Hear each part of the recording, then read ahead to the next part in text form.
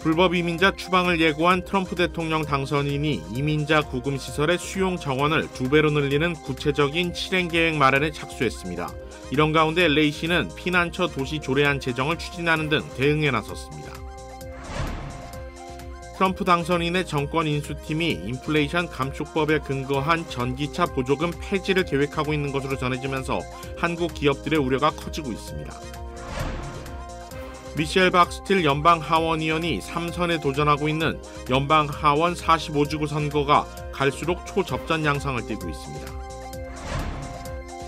텍사스주에서 이슬람 극단주의 무장단체를 지원하던 20대 남성이 연방수사국에 체포됐습니다. 한인 모니카 김 작가가 출간한 소설이 타임즈가 선정한 올해의 도서 리스트에 올랐습니다. 시청자 여러분 안녕하십니까? KBS 아메리카 뉴스입니다. 불법 체류자 추방을 예고한 도널드 트럼프 당선인이 2기 행정부 인사들과 구체적인 실행계획 마련에 착수했습니다. 취임 직후 시행에 돌입하겠다는 뜻으로 풀이됩니다. 트럼프 2기 행정부 인사들은 국내 불법 체류자 구금시설의 수용 정원을 2배로 늘릴 계획이라고 예고했습니다. 연방이민국의 대규모 단속작전을 앞두고 수용시설부터 미리 확충하겠다는 취지입니다. 트럼프 2기 행정부는 구금시설 정원을 신속히 늘리기 위해 교도소를 운영하고 있는 민간 회사들과 접촉 중인 것으로 전해졌습니다. 구금시설은 불법 체류자들이 많이 거주하는 지역 중심으로 확충될 전망입니다. 로스앤젤레스와 시카고, 마이애미 등 대도시 주변에 새로운 시설이 들어올 가능성이 있는 것으로 알려졌습니다. 뉴욕과 필라델피아, 워싱턴 DC 등 동부 지역 대도시에서는 구금시설 신축과 함께 기존 시설의 확충 방안도 논의되고 있습니다. 트럼프 당선인은 취임 즉시 최대 2천만 명으로 추산되는 불법 체류자 추방 작전에 나설 것으로 보입니다. 이런 가운데 LA시는 피난처 도시 선포를 위한 본격적인 준비에 나서고 있습니다. 트럼프 2기 행정부 출범 전에 불법 체류자들을 보호할 수 있는 대책을 마련하겠다는 의도입니다. LA시 캐런 베스 시장은 주요 이민자 권익단체들과 만나 피난처 도시 조례안 제정을 추진하고 있다고 밝혔습니다. 트럼프 2기 행정부 출범 즉시 불법 입국이나 체류자에 대한 대대적인 단속이 예고되면서 이들을 보호하는 장치를 만들겠다는 겁니다. 조례안이 시의회를 통과하면 LA경찰국 등 시정부 산하 기관은 연방이민국이 추진하는 불법 체류자 추방 작전에 투입될 수 없고 구금시설 등 LA시 관내에 있는 자산을 연방이민국에서 활용할 수 없게 됩니다. LA시 캐런 베스 시장은 빠른 시일 내에 조례안을 제정해 내년 초 이뤄질 대대적인 불법 체류자 단속에 정면으로 맞설 계획입니다. 트럼프 2기 행정부가 바이든 행정부의 인플레이션 감축법에 근거한 전기차 보조금 폐지를 계획하고 있는 것으로 알려졌습니다. 미국 현지 공장 설립 등 막대한 투자를 진행한 한국 기업들의 피해가 불가피할 거라는 관측입니다. 김경수 기자가 보도합니다. 한국 배터리 기업들이 현재 미국에 가동하고 있거나 계획 중인 공장은 모두 14곳. 우리 기업들의 이 같은 적극적인 미국 현지 투자는 바이든 정부의 IRA, 인플레이션 감축법의 생산세 공제 혜택이 있었기에 가능했습니다. 하지만 트럼프 당선인의 정권 인수팀이 이 같은 IRA에 근거한 전기차 세액 공제 혜택 폐지를 계획하고 있다고 로이터 통신이 보도했습니다. 트럼프 당선인은 후보 시절부터 이 혜택에 대해 부정적 입장을 밝혀왔습니다. It actually sets us back as opposed to moves us forward. And rescind all unspent funds under the misnamed Inflation Reduction Act, which the Democrats agreed. 미국 인플레이션 감축법은 원산지 조건을 충족하고 미국에서 제조한 전기차에는 차량당 최대 $7,500의 보조금을 세액 공제 형태로 제공합니다. 이 보조금이 폐지되면 이미 판매 감소로 어려움을 겪는 전기차와 배터리 업계가 타격을 입을 것으로 예상됩니다. 특히 우리 업체들은 보조금 지급 요건을 맞추기 위해 미국에 공장을 설립하는 등 현지에 많은 투자를 해왔는데 이 같은 사업 계획에 큰 차질이 불가피하다는 전망도 나옵니다. 그러나 세액공제 혜택을 받기 위해 외국 업체들이 공장을 지은 곳이 미시간, 조지아 등 이른바 경합주 지역이라 실제로 이 혜택이 폐지되긴 어려울 것이란 관측도 나옵니다. 워싱턴에서 KBS 뉴스 김경수입니다. 국무부가 올해 마지막 영주권 문호를 발표했습니다.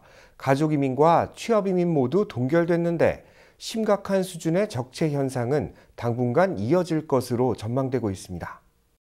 국무부가 발표한 2024년 12월 영주권 문호에 따르면 가족이민과 취업이민 모두 별다른 진전을 보이지 못하고 동결됐습니다.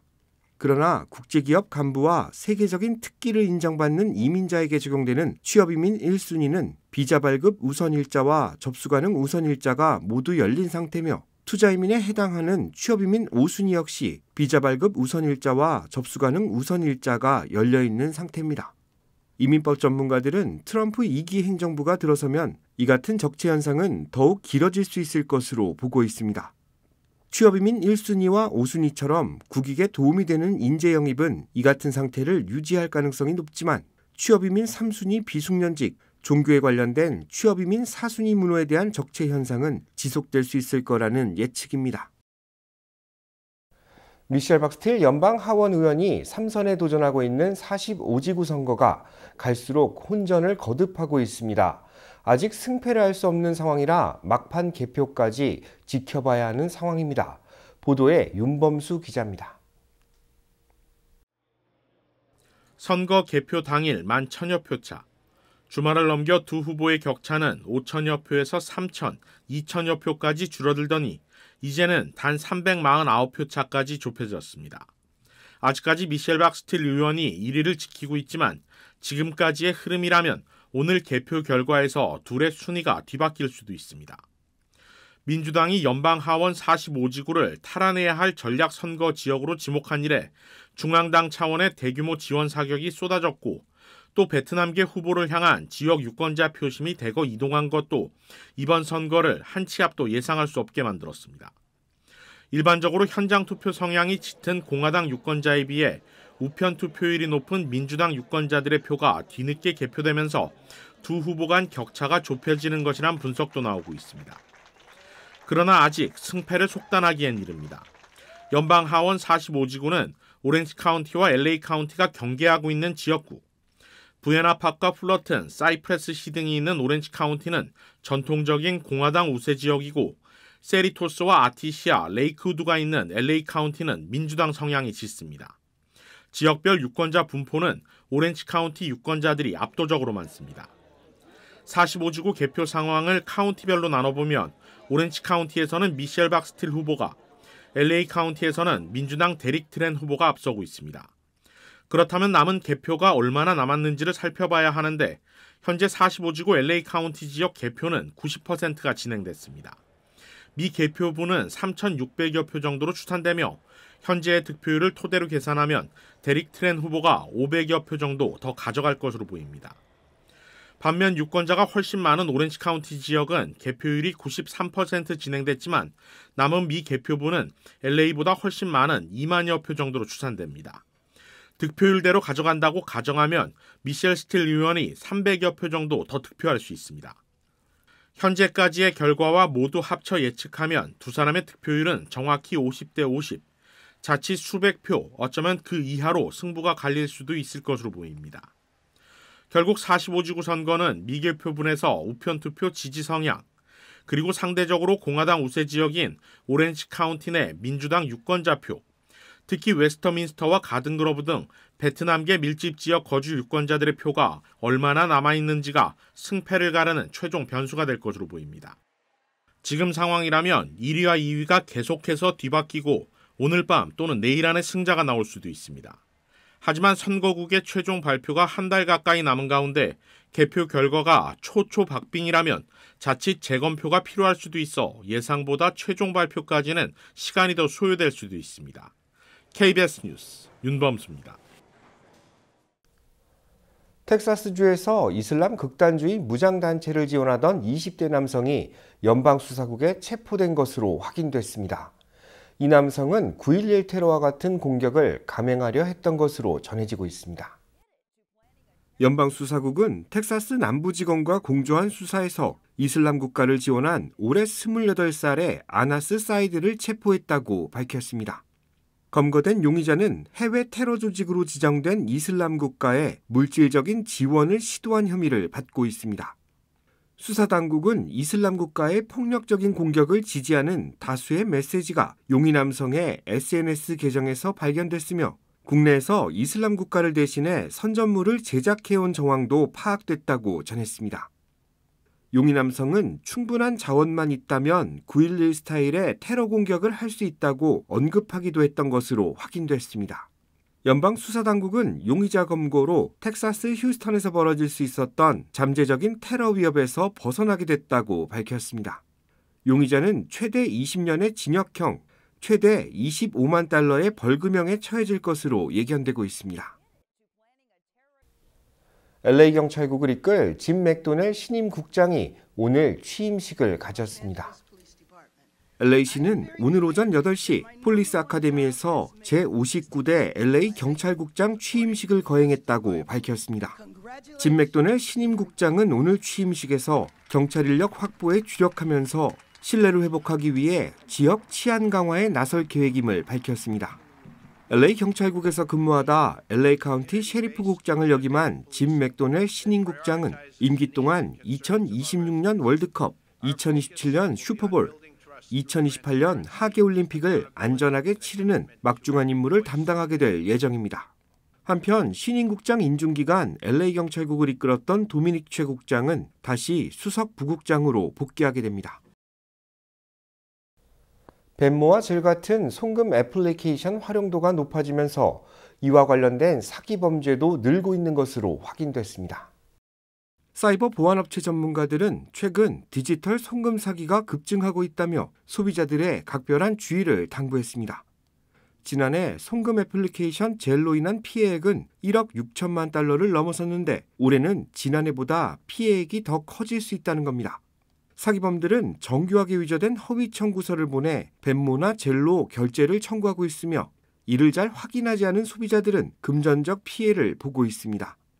벤모나 젤은 송금 오류에 대한 보상을 해주지 않기 때문에 피해는 고스란히 소비자들의 부담으로 이어지고 있습니다. 금융권 관계자들은 의심스러운 문자나 전화, 이메일을 늘 주의해야 하며 모르는 사람이 송금 앱으로 결제를 요청할 경우 대응하지 말아야 한다고 권고했습니다. 북한의 도발 위협 억제를 위한 한미일 3국의 연합훈련이 펼쳐졌습니다. 훈련에는 핵항모와 스텔스 전투기도 동원됐습니다. 김용준 기자가 취재했습니다.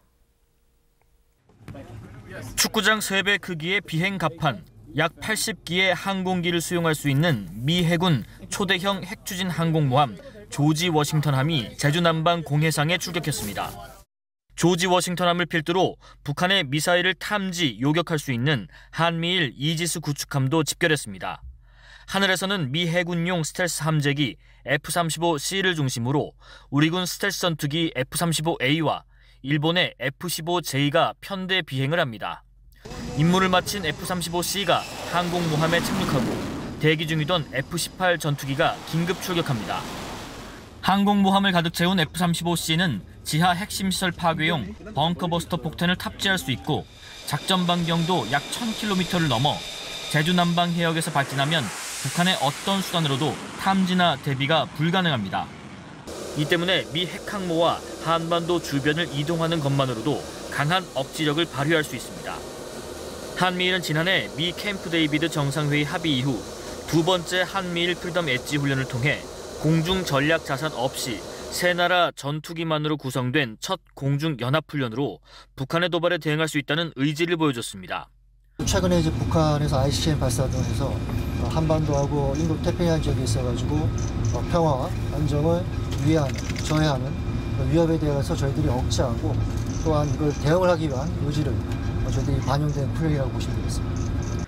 이번 훈련에서는 작전 요원 위주로 유사시 3국이 어떻게 호흡을 맞출지 상호 공조에 초점을 두었다고 합참은 설명했습니다. 한미일은 3차 훈련부터 북한의 극초음속 미사일 등 유형별 세밀한 도발 상황을 가정해 국면별 훈련을 진행하는 데 합의한 것으로 파악됐습니다. KBS 뉴스 김용준입니다.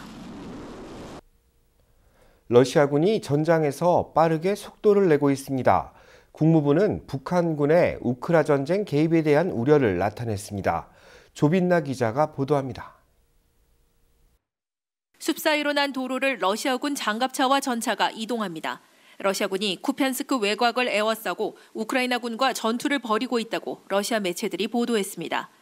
우크라이나 매체들은 우크라이나군이 쿠피안스크를 완전히 통제하고 있다면서도 도시 외곽 산업 지역에서 2-3km 떨어진 곳까지 러시아군이 진격했다고 전했습니다. 쿠피안스크는 우크라이나 북동부 하르키우주의 요충지로 전쟁 초기 러시아군에 잠시 점령됐다가 우크라이나가 수복한 지역입니다. 러시아가 서쪽으로 진격하는 것을 막는 핵심 지역입니다. Только полноценная победа. Не отдавать никаких территорий, ни в обмен ни на что, ни на какие договоренности. 러시아군은 이날 동부전선 도네츠크의 마을 한 곳도 추가로 장악했다고 밝혔습니다. 우크라이나 매체는 전장에서 러시아가 빠르게 속도를 높이면서 우크라이나군이 대응에 어려움을 겪고 있다고 분석했습니다. 우크라이나가 일부 점령 중인 러시아 서남부 쿠르스크에서도 교전이 계속되고 있습니다. 앞서 한미가 러시아에 파병된 북한군의 쿠르스크 전투 개시를 공식 확인한 가운데 미 국무부는 북한의 전쟁 참전이 인도태평양 지역에 큰 우려를 불러일으킨다고 규탄했습니다. We're going to be talking about this with our partners at NATO, and so part of this is working on this collaborative with our partners in Japan and the Republic of Korea as well. 러시아는 북한군 파병에 대한 직접 언급을 않고 있는 가운데 주 북한 러시아 대사관은 쿠르스크 지역에 보낼 차량 구입 비용 모금에 나섰습니다. 베를린에서 KBS 뉴스 조빈나입니다. LA 지역 한인 작가의 소설이 타임지가 선정한 올해의 도서 리스트에 오르는 영예를 차지했습니다. 한인 모니카 김 작가가 지난 6월 출간한 더 아이즈 아 더 베스트 파트가 타임지 선정 올해의 도서 100권에 이름을 올렸습니다. 타임지는 작가가 한인들의 이민사를 미국적으로 바라보는 시각에 색다름을 느낄 수 있으며 여성 혐오, 아시안 인종 등 색다른 소재를 호러 소설로 잘 풀어낸 작품이라고 높이 평가했습니다. 1993년 한인 이민자 가정에서 태어난 모니카 김 작가는 자신이 성장하면서 느꼈던 문화적 차이를 팬데믹 기간 소설로 집필했습니다. 지난 6월에는 산타모니카에서 첫 출판 기념회가 열렸는데 신인 작가의 데뷔를 축하하는 호러소설 팬들의 방문이 이어지기도 했습니다. 모니카 김 작가는 사회적으로 약자인 여성들에게 용기와 희망을 주고 싶어 스토리를 완성했다고 전했습니다. 모니카 김 작가는 2026년 출간을 목적으로 현재 한국의 몰래카메라와 관련된 두 번째 소설을 집필하고 있습니다. 괌으로 원정 출산을 떠났던 30대 한국 국적의 여성이 출산 12일 만에 사망한 것으로 확인됐습니다. 경찰 수사는 별다른 성과를 올리지 못하고 종결됐습니다. KBTV 전상희 기자입니다. 언론 보도에 따르면 지난해 7월 미국령 괌의 한 유명 리조트에서 30대 한인 여성 김 모 씨가 숨진 채 발견됐습니다. 이 산모는 한국의 한 알선업체를 통해 현지 병원에서 제왕절개 수술을 받은 뒤 이상 증세가 나타났지만 이후 적절한 치료도 받지 못한 채 리조트에서 20시간 이상 혼자 방치된 끝에 사망한 것으로 전해졌습니다. 김 씨와 함께 괌에 왔던 남편은 알선업체가 고용한 산후도우미가 24시간 산모를 돌본다는 말을 믿고 생업을 이유로 먼저 한국으로 돌아갔습니다. 출산 11일째 되던 날 정오쯤 김 씨는 남편에게 두통이 가시지 않고 시야가 흐려진다고 연락했습니다. 이에 남편은 산후도우미와 현지 관리인에게 여러 차례 연락해 아내를 병원으로 데려가 줄 것을 요청했지만 산후도우미는 남편에게 몸살 감기와 산후우울증일 수 있다고 답변했습니다. 결국 다음 날 오전 9시 김 씨는 리조트 방에서 숨진 채 발견됐습니다. 전날 오후 1시쯤 남편과 통화한 후 약 20시간 동안 홀로 방치됐던 것입니다. 부검 결과 김 씨의 사인은 폐색전증 및 혈전증으로 밝혀졌습니다. 이 질환은 제왕절개 후 발생할 위험이 있으며 조기에 발견해 적절히 치료하면 생존 가능성을 높일 수 있었던 것으로 알려져 안타까움을 주고 있습니다. 한편 안전을 강조했던 원정 출산 알선업체는 아무 책임이 없다는 입장입니다. 알선업체 대표는 어떻게 보면 개인의 질병이라며 그 질병에 대한 책임이 없다고 생각한다고 밝혔습니다.